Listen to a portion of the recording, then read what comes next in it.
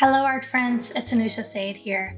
If you guys don't know who I am a recently award-winning illustrator and character designer for animation.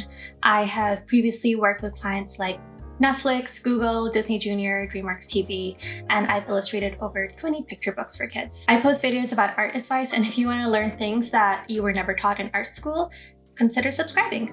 As you can guess from the title, we are going to be talking about agents today. Really, it's a question I've been getting a lot over the past few months, and I think it's partly due to the fact that we're starting to see more and more people get interested in art as a career these days.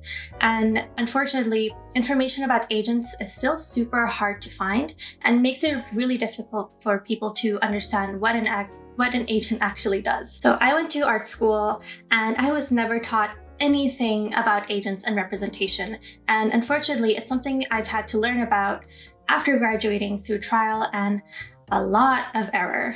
Don't get me wrong, I've had a lot of great experiences with agents, but I've also had some really horrible ones. And it's largely because I didn't have a lot of information about agents going in when I first started, which led me to make some bad choices and mistakes. And I really feel that it affected my career badly when I was first starting out. This is why I'm making this video today, to basically clear up any misconceptions you guys might have about agents, so that you don't make the same mistakes that I did. So who is this video for? It's for artists, illustrators, and cartoonists, for people who are just starting out and are looking for really basic information, but also for people who have been in the industry for a while and maybe you see your colleagues who have agents and you're wondering, should I get one too? This video is also great for people who want to submit their idea for a picture book or a graphic novel, and you might need an agent to help get things started, but you don't really know what an agent would do. Either way, I hope this video will be helpful to you guys and make this whole thing a little bit less mysterious. This will likely be a 2 or 3-parter just because of how much information I have. Like, I'm sorry guys, this is gonna be a long one. It's also why I haven't posted videos in a while. Just been very, very busy with what's been going on with the world and wedding planning and work and all of that stuff. But anyway, this is gonna be a nice long video. Expect 2 more on the way. In this video, I'm gonna be talking about the basics of representation. So things like, what is an agent? What type of agents are there? What do agents do and what can't they do? The pros and cons of having an agent, and what red flags to look out for. Part 2 will be how to actually get an agent, because that deserves its own video. That's going to be a long one too. And I might do a part 3 in the future about my own experience and story of getting an agent. I don't know how interesting that might be, so if you guys would like to see that, or if you have any questions or topics you'd like me to cover in the future, please comment below. Lastly, a few disclaimers. The art industry is pretty vast, so I will mainly be talking about agents related to illustration and publishing, which is the world that I'm familiar with. Agencies for graphic design and photography exist, but I don't really know how they work. So some of my advice will apply to them and some will not. I'm also based in North America, in Canada, but I have a lot of clients in the US. So again, I don't have a lot of information about agents from the rest of the world, but maybe my advice will apply there as well. And finally, all of the information I'm sharing is just my own experiences. I'm not an expert. Please take all of this with a grain of salt. Please don't sue me. Anyway, let's get started. So, what is an agent and what do they do? Basically, an agent works on behalf of an illustrator representing them and their work. That is literally it. I like to say that they basically take care of all of the boring stuff so you can focus on what you like doing best. Art. And by boring stuff, I usually mean the business aspect of illustration, so things like finances, negotiations, and communications. I'll get more to that in a second. Agency sizes vary wildly, both in regards to how many agents they have on staff, as well as how many artists that they actually represent. So, I mean, some agencies might only have 2 agents on their team, and some will have like maybe 15. And at the same time, you might have agencies which house 15 artists or go up to like the literal hundreds. I find that the size of the agency usually depends on what kind of agency it is. Literary versus illustration agencies. So basically, there are 2 types of agencies, literary and illustration. I've actually had experiences with both. Right before I graduated college, around April 2015, I signed on with Lemonade Illustration Agency. I was with them for 3 years, and eventually I left them because they weren't really a good fit for me, and unfortunately I had a really bad time with them. Shortly afterwards, I joined a literary agency, let's call them FC for the purposes of this video, and I've been with them for about 2 years now. That isn't to say that literary agencies are better than illustration agencies. I think I was just unlucky in which agency I chose. Deciding between literary or illustration agency mostly depends on what kind of work you want to be doing. Literary agents deal with publishing opportunities only. My agent, my current agent, they deal with my projects like picture books, chapter books, graphic novels, and covers, everything that's book related. And anything that's outside of that, like editorial, animation, packaging, whatever, she's not in contact with those clients at all, or receive any payment for them. Of course, if I have any questions about negotiation or pricing, she's happy to help me out with that and answer any questions that I have. But otherwise, I'm the only one working and communicating with that client. In the past, originally, literary agents worked with writers only, but many are starting to work with illustrators as well now. And since the graphic novel industry is like absolutely booming right now, a lot of cartoonists are signing on with them as well. If you ever want to write a book as well as illustrate, or if you feel like your art is better suited for the publishing industry, this might be a better option for you, since literary agencies have a better handle on the publishing industry than an illustration agent might. Since I feel like my work is best suited for children's books and I want to write my own stuff one day, this is why I chose a literary agent. Illustration agents, on the other hand, deal with all aspects of illustration. As well as publishing, they also do all types of commercial illustration like editorial, packaging, advertising, greeting cards, stationery, pattern designs, fashion, logos. Some illustration agencies also house photographers and animators, which is pretty cool. If you want to work in all areas of illustration and aren't necessarily tied down to publishing, then an illustration agency might be better for you. Do I pay an agent? No, you don't. Not technically. If you ever come across an agency that tries to make you pay for their services, it's a scam. Instead, when a client hires you for a project, the agency would actually take a percentage of your earnings for that project. This percentage varies depending on what kind of agency you're at. Literary agencies take 15%. That's pretty much standard across the board. Illustration agencies take between 20 to 35%, and my old illustration agency, Lemonade, took 30%. And I've heard of some agencies going as far up to over 35%, going up to 45%, which personally, I think that's pretty crazy.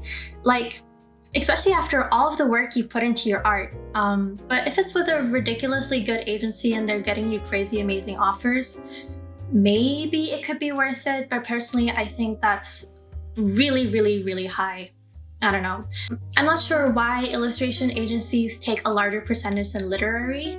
I think it might be because, with illustration agencies, you're dealing with a much larger client base because you're dealing with things outside of publishing as well. And it includes clients like people in advertising, and they've got that cash money. So I don't know. The way payment works, I think people are really wary of getting an agent because of the fact that they would effectively lose a pretty decent chunk of their earnings to some guy. It's a totally understandable concern. You worked hard for that paycheck, and so much of that is already going to your taxes and all of your expenses, and now you have to pay someone else? And if you're just starting out, or the projects you've been getting right now are already paying on kind of the low side, to then have to share a percentage of it might be a little bit scary. I personally think that the benefits of an agent definitely is worth paying that 15 to 35%. Now, the main reason that I have an agent is because I really need help on the business side of my job. So I love being an illustrator. I absolutely love it, but nobody ever tells you that drawing only makes up 20% of the job. Yes, I draw, of course, but you have to market yourself, handle finances, communicate with your clients, all of that really boring but important stuff. I really need to have an agent on my side who could help me manage all of those boring parts so I could focus on doing what I love most. Art. That brings me to what agents actually do. Like I just said, agents take a percentage of your fee for their services. That being said, if you get paid more, so do they. And so that means that they're going to fight to get a better deal from the client for you. Like, it's an all-around win-win. When a client comes to you with a fee in mind, let's say like $500 for an editorial illustration, you have the right to negotiate for a higher number that better reflects your standard of work. However, it can be really intimidating trying to negotiate with a client. Like, I never know how high I'm allowed to go, or I'm kind of scared of scaring off the client. Since agents have a better understanding on what the standard rates are in the industry, and they have experience on what the usual prices for illustrators are and everything, because they've dealt with so many clients, your agent can fight for a higher fee and maybe ask for $750 instead of $500. Pricing your art is really difficult, and I'll make a whole other video for it one day, but the biggest thing you should know is that you could create the exact same piece of art for 2 different clients, and it could be priced completely differently. How much the client pays you depends on a lot of different factors. The fee can change depending on how well known the client is, your reputation as an artist, how big the budget is, how many people are looking at it. For example, like if I illustrate a book for one client and it's for like a big publisher, obviously they're going to pay a lot more than like a really small publisher, It's all so confusing, and an agent would definitely help, understand this whole process a little bit better. And especially when it comes to things like royalties and licensing, which I have no idea how they work. Also, I definitely know that with my agent, I'm getting paid way more than what I would have on my own. Like, I can literally look at a list of all the projects I've ever done and then see like a huge jump in the fees before and after getting an agent. And this is because they fight for me and they know what I'm worth. Like, remember, a good agent will always make your success their priority. Contract negotiation. So apart from negotiating fees, they can also do the same thing for contracts. When working with a client, you should always have some kind of contract in place, basically, detailing all the terms of agreement for the project, things like the schedule, the payment structure, who owns the rights to the artwork, what the delivery schedule is like, the royalty agreements, etc., etc. I'm an artist, not a lawyer, and before I had an agent, I would just skim through the contract and be like, yep, looks good to me, and send it off. It's so easy to get screwed over if you do this, if you don't read the fine print or you don't fully understand the contract, because there are a lot of really big words in there. I'm not that smart. But again, an agent is going to have a much better understanding of the legalities of the contract than you might. So they would be able to read the contract and see if you're being cheated out of anything and getting an unfair deal, and fight to make changes that benefit you. Things like allowing the right for you to post that artwork on your portfolio later, making sure your name is on the inside cover or that you have a bio in the book somewhere, asking for 25 copies of the final product instead of just 5, including a cancellation fee, or changing a non-compete clause. This is kind of a tangent, but I thought it was pretty interesting and important. But basically, a non-compete clause in a contract is going to forbid you from illustrating a book in the future similar in theme to the book that you're currently working on, because it could be seen as competition. For example, let's say a client comes to you with a book that you have to illustrate about Cinderella. The contract could say that for 5 years, you are not allowed to illustrate any other books to do with fairy tales. Now, obviously, that is super, super vague, and it could make you miss out on so many opportunities because of how vague of a topic that is. For 5 years too. An agent could swoop in and say, to change that non-compete clause to say that the artist is not allowed to illustrate any books related to fairy godmothers for 3 years. This is way more specific and more fair. Sorry, tangent over. Hope that was interesting. Finances. So in contracts, you're usually going to have a line that says that the client has to pay an artist within 30 days. In an ideal world, the client would pay you within 30 days, but unfortunately, we don't live in this fairy tale world where people pay people on time. So unfortunately, it's really common for clients to be super, super late.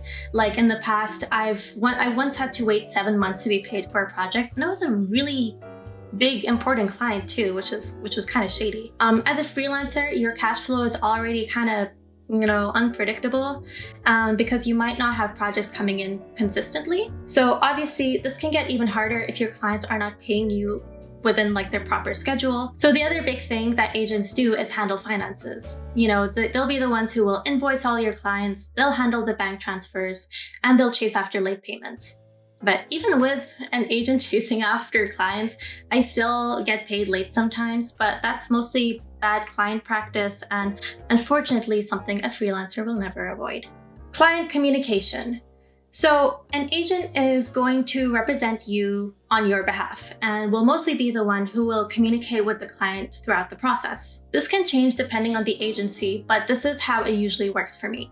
A client will contact my agent and with a project that they're interested in me for. Either they found me on social media or through my agent's marketing. They will let my agent know the basic project details, maybe send over a manuscript, the schedule, any other details, and maybe how much they're paying. Then my agent will send that email to me and be like, hey, what do you think? Do you want to ask more questions? Are you interested? Should we keep going? If I'm not interested, then my agent will let the client know and that's the end of it. If I am interested, then what follows next is like a lot of back and forth between the agent and the client. It's conversations that I don't really see. Having calls and doing all the negotiations. I'll occasionally get updates on like what the progress is, but eventually my agent will send over a contract for me to review and sign.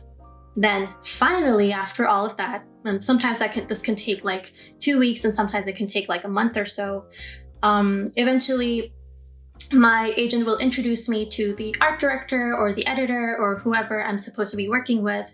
And this is the stage where my work actually begins and I start communicating with the client and I get the design brief, and my agent's job is pretty much done at this point until the end of the project when it's time to make payments and everything. I just make sure to keep her CC'd throughout, our whole email exchange throughout like when I'm working on the project, just so she's aware of what's going on.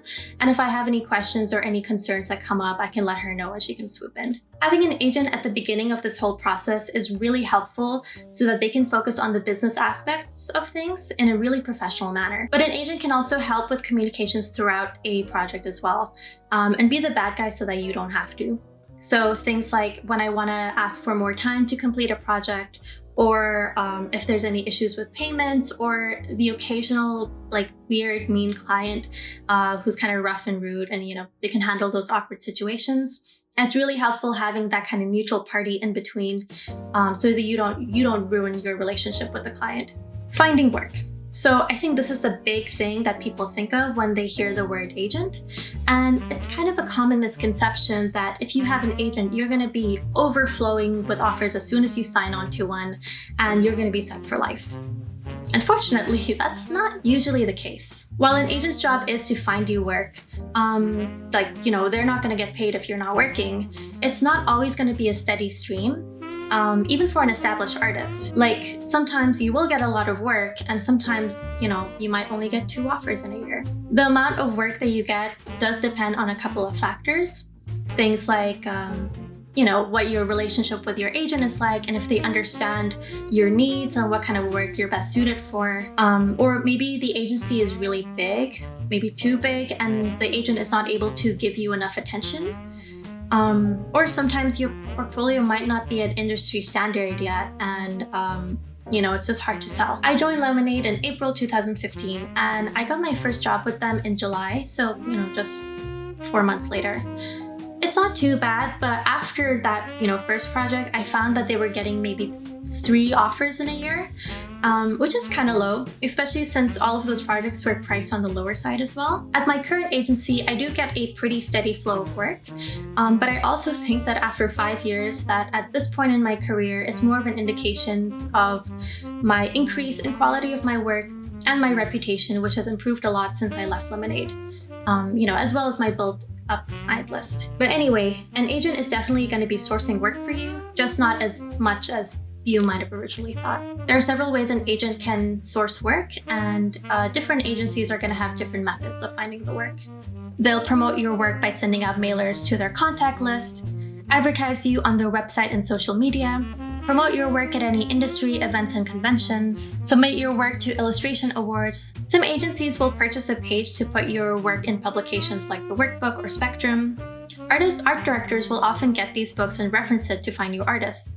And agents refer you if another artist in their agency is unable to take on a client's project. Of course, if you're on your own, you can obviously still find work and market yourself. And with social media, you can definitely promote yourself and find new clients. But agents can also help you find work in areas that you might not be able to on your own. In my Contacting Art Directors video that I did a couple months ago, I'll put a link down below, I mentioned that most of the major publishers in the US will not accept any submissions from people who don't have an agent. Obviously, this is where an agent would come in handy. And since they have access to those clients, it would be a lot easier to get your work seen by those publishers or any other clients that don't allow unsolicited submissions. I've also noted that some artists, especially if they're based outside of North America, they might have more than one agent. So maybe they'll have one agent who deals with clients in Europe and another one who deals with clients in the US. So another perk of having an agent is maybe you are finding clients in your own country, but are having trouble getting your work out there internationally. An agent in a different location would help find you work within, their local region. Speaking of other regions, I don't have a lot of information about agencies outside of North America and the UK. I don't really know if there are a lot of agencies out there. But I do know that the ones in North America and the UK, they are mostly open to accept people who are international. Because all of this work is being done, it's all freelance, all the communication is done online. You're not really going to be meeting your agent or the client. So it's super easy to be in the Middle East and still have an agent in the US. For payment, you just have to complete certain forms and figure out the bank transfer. I know that outside of the US, even, in Canada, the average rates of illustration can be way lower. For example, an average picture book in the US can cost $15,000 US, and it would be a quarter of that in Europe and a fraction of that in Asia. This is just because US companies have bigger budgets, they have more resources, value of the dollar is higher, etc. So if you're an international artist, it could be helpful to have an agent in a Western country who is able to get you that local work that is able to pay more, and you can also take advantage of that currency exchange. So this is more related to the publishing world, and I'll get into this more in the second part of the series.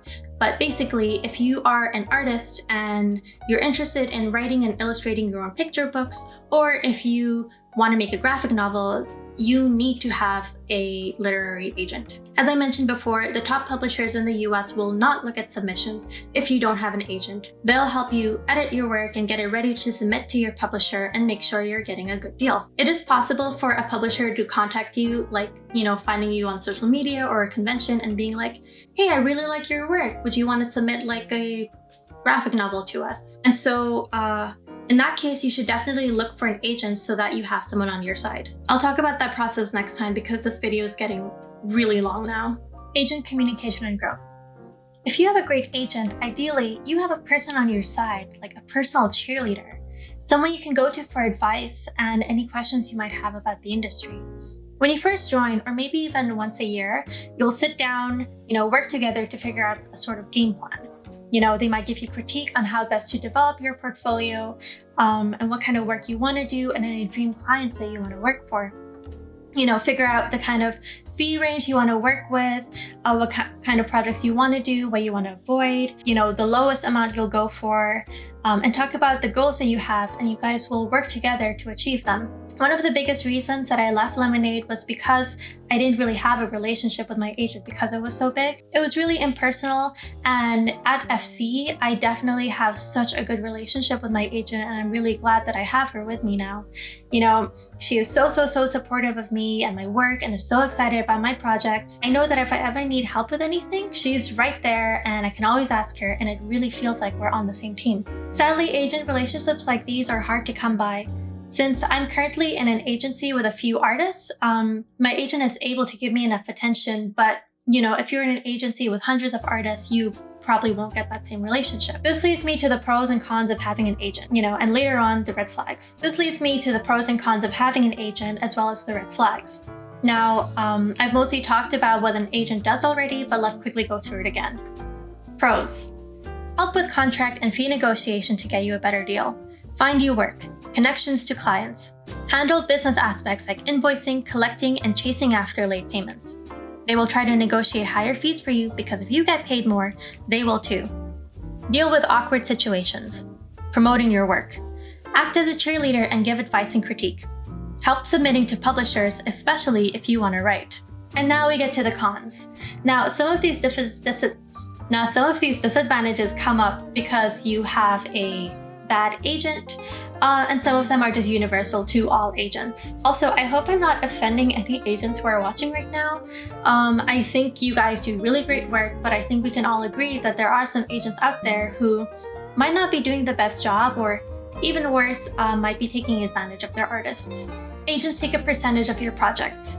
This is probably the biggest disadvantages that people will say in regards to agents. Ideally, even with the percentage in place, the agent should be bringing in more money than you would have before, so it would kind of even out. But of course, that's not always the case, because sometimes even with an agent, you're still getting the same deals that you were before, but now on top of that, you are paying your 30% or whatever fee. So you're paid the same, but you have to deal with losing money too. And depending on the agent, that number can be from 15 to 35%, and it is a large amount of money. And as a freelancer with a shaky income, you might need that percentage to survive. And, you might even feel that that 30% that you're giving is not justified depending on how much work you feel like your agent is putting in. You might pay your agent for work they didn't bring in. So this changes depending on which agency you're at. But some agencies will state that any work you do, regardless of how you got that work, they will get a percentage of it. Meaning that, if a client finds you on Instagram, they found you entirely on their own, and they say they want to work with you, you are required to involve the agency. So even though the agent didn't find them, they still get paid their commission for it. Now, of course, an agent does so much more work than just finding clients. They do all negotiation, contract, blah, blah, blah, blah. But it might, feel a little bit unfair that you did the work of finding the client and the agent still profits from it. However, most agencies will still allow you to keep your existing clients that you had before, you got the agent. So this is how it works at my current agency, FC, only for publishing related projects. My agent has to be informed of any publishing work that I get, and she has to be involved and she gets her percentage. But I actually prefer it this way because I know that, I know how much work she's putting in with the negotiations and contracts, and I definitely benefit from her involvement. So I don't mind the percentage loss. Other agents will be more lenient, and they will only handle work that they are contacted for directly. Any work that you are contacted for, you can keep to yourselves, though of course you have the option to involve your agent if you want to. This was how Lemonade Illustration worked, and was one of the reasons why I was initially drawn to them. So I actually think that 90% of the projects I did during my time represented by them were clients who found me directly and I kept entirely. And 10% were projects that they found for me. And the reason I know this ratio is because I never advertised Lemonade's contact information on my social media, portfolio, etc. So I know that if a client contacted me, that means that, they found me themselves, not Lemonade. In this case, Lemonade didn't do much in terms of negotiation and whatever, so I was really glad to have 90% of those projects to myself because I would keep 100% of the earnings. However, if I had the option between giving all my work to a good agent versus keeping all of my work away from a bad agent, of course, I would choose to give my work to a good agent, because then why do you even have an agent? Inadequate attention. So this mostly depends on the size of the agency you're in. Agency sizes can vary a lot. You can have 10, 15 artists in an agency, or you can have literal hundreds. And the number of the agents on the team will also vary. So there's a chance that you could be in a very large agency with 400 plus artists and your agent is representing 50 other people. So of course, they're not going to have enough time to give you attention. And less attention means less time to source work, to understand you as an artist, and to negotiate with clients. It can also mean you would have a weaker relationship with your agent, which was one of the reasons I left Lemonade. For agencies that house hundreds of artists, I've also noticed that they kind of have a different way of marketing their artists. So at a smaller agency, what they kind of do is they represent each artist differently. Like they understand that each of their artists is unique and they'll sell them individually. And they really take pride in that, okay, this person is different, this person is different, and you kind of market them individually. Whereas in a large agency, what I've noticed is a lot of them kind of treat their artists like a catalog, a sort of book that sometimes a literal book that they can show off to their clients and the client can pick and choose from. Flip through like a bunch of pages and see whoever is like the best fit for them. So with that many artists in the agency, you're pretty much competing for the gig, especially if you have like several other artists in that agency with a similar style to yours. And the agency doesn't really care who gets the gig because at the end of the day, because they're selecting from that catalog, they're going to see a profit regardless. The Business of Illustration website has a really great article on the pros and cons of agents, which I'll link below, but it basically sums up my point with this quote. Unless your rep only has a few clients, chances are you're just one of a large number of illustrators he or she is representing. What this means is that the rep isn't always trying to sell you, they're trying to sell anyone that they represent. As long as someone is commissioned, whether it be you or another illustrator in their roster, the rep comes out on top. I've found that those agencies also unfortunately care more about keeping a good relationship with their client rather than the artist. Clearly, I have very strong feelings against large agencies. But the thing is, the smaller an agency is, of course, the more competitive and selective it's going to be when it comes to, accepting new people. So it would definitely be a lot easier to join a large agency. And I've already mentioned a lot of the benefits that an agent can bring regardless of the size. So in the end, it is up to you whether you want to submit to a large agency or not. You are not guaranteed work. I've touched on this already, but I'll say it again.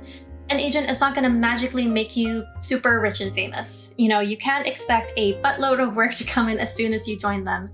So be aware that even with an agent, you still might have to put in a little bit of work in terms of marketing yourself and updating your portfolio, but probably not as much as if you were on your own. Sometimes agents don't work out. So I know a few people who had a bad experience with an agent and they decide, I'm leaving, never again, I'm not doing this. And after 3 years with Lemonade, I was actually one of those people. And if you want to hear more about that story, please let me know in the comments and that will be part 3. I also know people who currently have an agent, but it feels like it's been going nowhere for years and like they aren't really responding to their emails, like they don't really feel like they're progressing. And sometimes I like to say that just like friendships and partnerships, sometimes it just doesn't work out and the agent is just not right for you. I think it mostly comes when you rush into an agency without doing the research first, and sometimes it's just bad luck. Just know that you always have the right to leave an agency. And this brings me to my final point. Okay, this video is getting really long, but I promise I'm almost done. Just this one last thing. Red flags. Disclaimer. So these red flags are not necessarily deal breakers. While I personally would never interact with these agencies, I'm not you. I don't know what your situation is. I can't tell you guys which agencies to join or avoid. I'm speaking from my experience. It's your decision in the end. Moving on. Paying your agent. Okay, your agent taking a percentage of your commission is one thing. You paying additional money to your agent is another, and that is bad. You shouldn't be paying your agent to promote your work. That should come under the cost of the commission they're paying. It's like kind of one of their office expenses. You definitely shouldn't be paying them to have your work on their website. I've heard of like 1 or 2 places doing this, and that is absolutely not good. Some agencies will insist that you have to pay for promotional costs. Things like being listed in art directories like the workbook, or paying for a page in their catalog, or being promoted at conventions. And they might sell it to you as a necessary cost, that this is just part of the whole deal. And, honestly, there's a good chance that not much will come out of it. Like, I've had to do this. I'll tell you about it another day.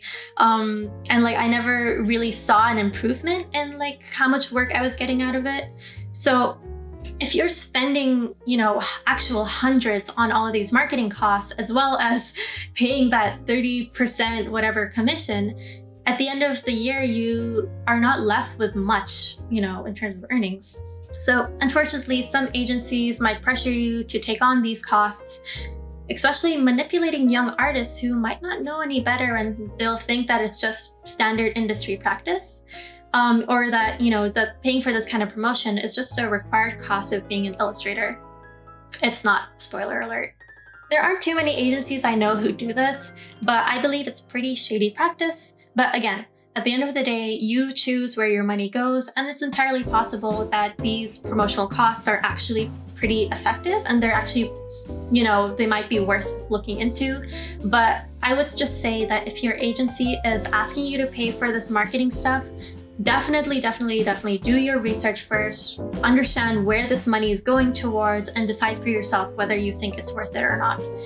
But just remember that at the end of the day, they can't force you to do anything, and if they're absolutely forcing you to make these payments, it's a good idea to leave. Not caring for the artist. It is one thing for your agent to not be able to give you enough attention because the agency is so big, or they're responding late, but it's another thing for them to be actively unsupportive, rude, and dismissive of you. I've heard of stories of people being gaslit and insulted by their agents, and I've faced some bad treatment in the past too. Unfortunately, you might find artists who care more about the client than you do. Kind of what I said before about they don't care who gets the job, because at the end of the day, they'll get the commission. So, they might make you work under unreasonable deadlines, crunching, getting things done over the weekend or overnight. They won't negotiate for fair wages because they don't want to scare away the client. They just want to make the client happy. And they'll put you under all of this really intense pressure just to keep them happy. These are bad agents, okay? Exclusive communication. So I actually don't know a lot of agencies that do this. I don't know how common this is. I don't even know if I would call this a red flag, but it's definitely something I know to avoid now. Some agents will absolutely forbid you from having any contact with the client.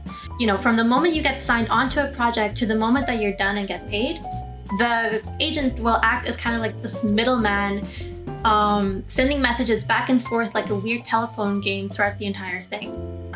Even during the art stage, which is really weird. So I had this when I was at Lemonade, and it was kind of controlling and made the process really slow. Because, for example, if I had any questions for the client, I would have to ask Lemonade, who would ask the client, who would then email back Lemonade, who would email me back. Obviously, this takes up so much time, especially when you factor in time differences and, working hours. And it really hurt the most when I had a really time-sensitive question and I wouldn't get a response back until 4 days later. And, some things would, get lost in translation or just wouldn't get answered at all. At FC, while my agent does have a lot of involvement with the client at the beginning, and even will sometimes have conversations without me involved, this is mostly just doing the initial negotiation stage. And once we get to the art stage, I have full uninterrupted communication with the client. This is everything you needed to know about agents, Agents 101, all the pros, cons, red flags. And as you can see, there are a lot of benefits to having an agent, as well as a couple of negatives.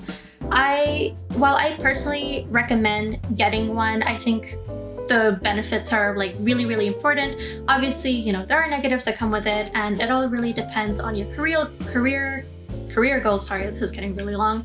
Your career goals and what you guys want to do.